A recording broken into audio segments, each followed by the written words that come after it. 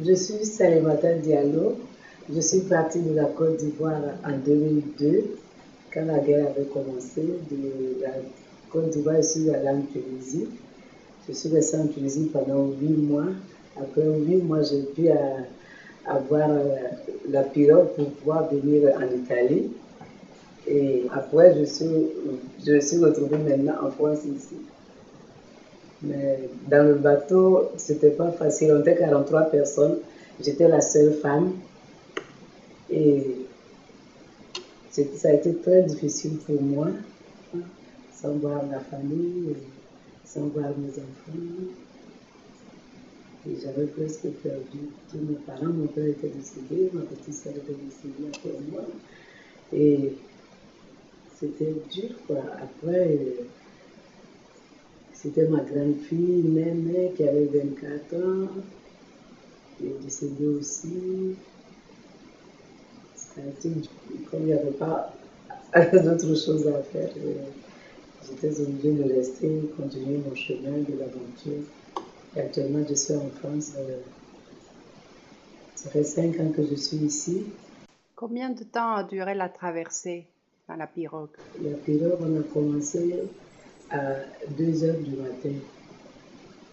Et nous sommes arrivés le lendemain à 16 heures. Dès que nous sommes arrivés, la police nous a pris. Et du coup, ils nous ont emmenés dans un centre. Mais j'avais quitté parce que j'avais de petits problèmes. La guerre venait de commencer. Mon petit frère, le dernier de ma mère, il était militaire. Il était recherché. Mon père, qui était non-voyant avant sa mort, était tombé. Il s'était fait mal au fémur, qui était l'os qui était cassé. Et dans la famille, on nous avait demandé 200 000 francs CFA pour pouvoir faire son opération, qui ne vaut pas 300 euros. Mais dans la famille, nous sommes tellement pauvres que personne n'avait laissé 200 000 francs CFA pour pouvoir l'opérer. Donc, du coup, quand on me parlait beaucoup de l'Italie, j'avais décidé de venir du coup en Italie. Je passais par la Tunisie et venir en Italie. En Italie, je dis la première semaine que j'ai fait le boulot que je vais faire, cet argent, je vais transférer au qu'on s'occupe de mon père. Et une semaine après mon voyage, on m'appelle en Tunisie pour me dire que mon père était décédé. Alors je voulais me retourner, mais celui qui m'a fait la commission m'a dit que c'était plus la peine de me retourner, que je n'allais plus pouvoir rien faire. Donc j'étais obligée de continuer mon chemin. Vraiment, c'était pas bon, quoi, mais j'étais obligée de continuer. Oui, vous étiez parti pour vous sauver, pour les aider, et pendant que vous avanciez dans votre chemin, oui, vous les avez perdus. Oui. C'est ça qui est dur. Le but, c'était pour pouvoir arriver vite. La première semaine, le boulot que j'allais faire, j'emmenais cet argent en Afrique pour qu'on s'occupe de mon père. Mais malheureusement, une semaine, je suis restée là-bas pendant avoir la période, c'était pas facile. Donc, j'étais obligée de